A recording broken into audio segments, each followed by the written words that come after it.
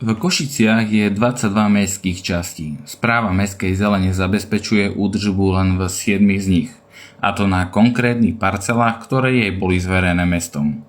Nie každá zeleň, ktorá pôsobí verejne, patrí mestu alebo je v správe správy mestskej zelene. Zeleň môže patriť aj bytovým domom, firmám, mestským častiam, štátu alebo iným vlastníkom. Údržba zelene znamená napríklad kosenie orez stromov alebo výsadbu. Ten, kto zeleň udržiava, nemusí byť vlastníkom pozemku. Údržba zároveň neznamená právo rozhodovať o výrube stromov. O odstranení stromu rozhoduje vlastník alebo správca pozemku. Aj ten však potrebuje oficiálne povolenie orgánu ochrany prírody. Pred podaním podnetu je preto dôležité overiť si vlastníka alebo správcu konkrétneho pozemku.